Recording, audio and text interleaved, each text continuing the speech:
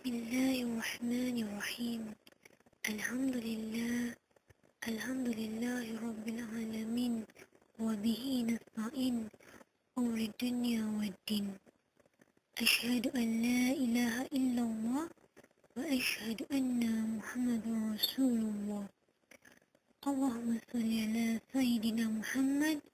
Wa ala alihi Sayyidina Muhammad. Assalamualaikum warahmatullahi ta'ala wabarakatuh. Alhamdulillah, kerana kita masih lagi diberi kesempatan untuk sama-sama memuhasabah diri menjadi manusia yang bermanfaat kepada masyarakat. InsyaAllah, hari ini saya akan membicarakan mengenai manusia yang bermanfaat kepada masyarakat.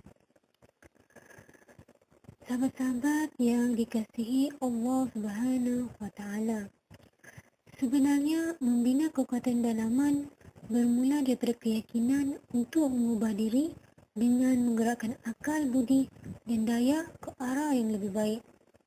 Dari tahun ke tahun, kita dapat rasakan betapa pantasnya masa yang berlalu.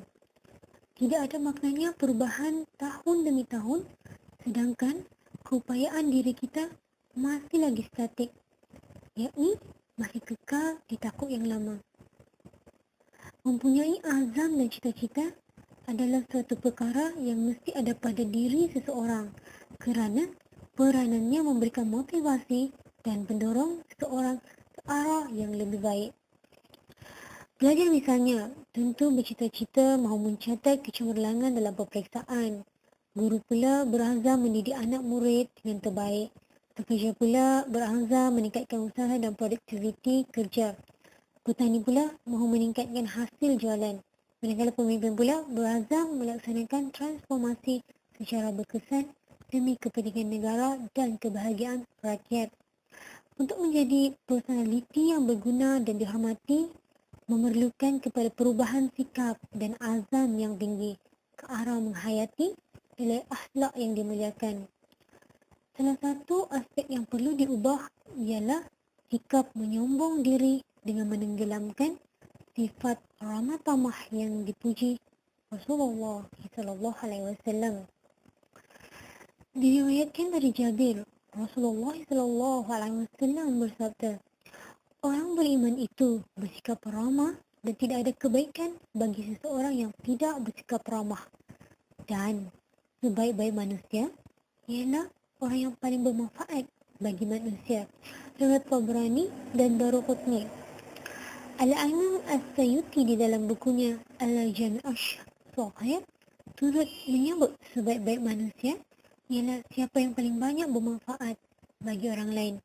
Maknanya, komuniti setempat dapat merasai kehadiran individu itu dan merasai kesan positif yang dibawanya.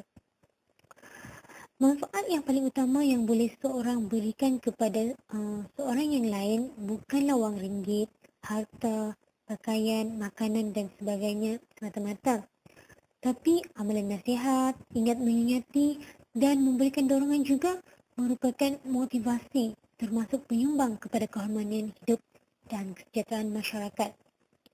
Daripada Abu Ruqayyah Tamim bin Auf Ad-Dari radhiyallahu anhu, bahawa Rasulullah SAW bersabda, agama itu adalah nasihat. Kami bertanya, untuk siapa?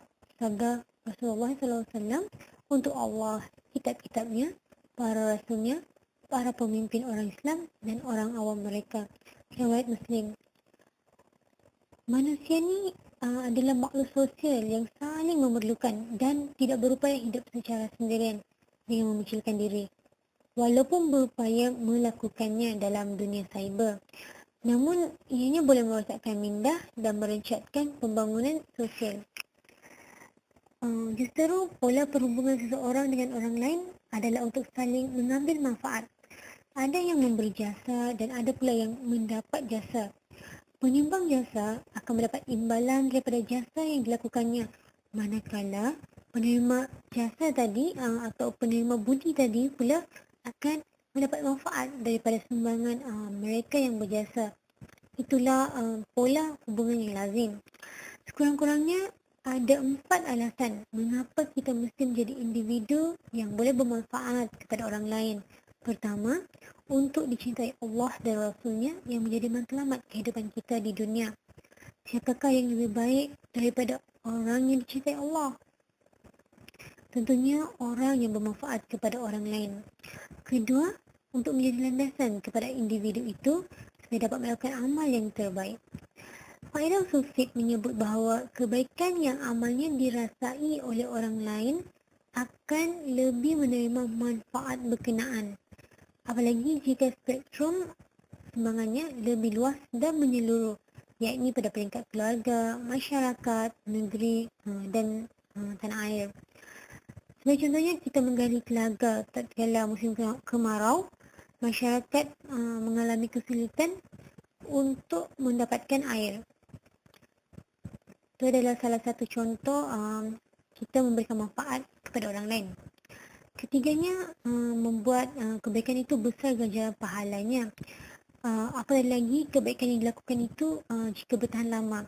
Sebagai contohnya, dengan kita menanam pokok buah-buahan, pahalanya bukan sahaja diperoleh daripada manusia yang memakannya, bahkan juga binatang termasuk burung juga dapat manfaat daripadanya.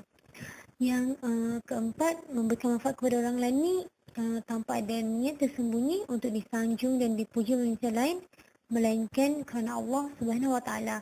Ketika orang lain menilai diri kita sebagai insan yang berjasa kepada manusia lain, maka kita memohon kepada Allah untuk meredai amal perbuatan kita dan menggolongkan kita sebagai golongan hambanya yang baik-baik. Akhlak mulia sememangnya sangat dituntut dalam Islam.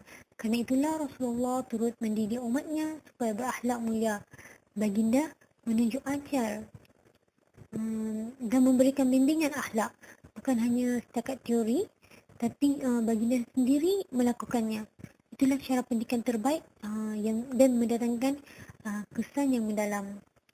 Oleh itu, sahabat-sahabat yang dikasihi Allah Subhanahu Wa Taala, rawatlah sebelum terlambat dengan membuang sifat buruk yang ada dalam diri kita sendiri dan kita gantikannya dengan sifat yang baik dan terpuji.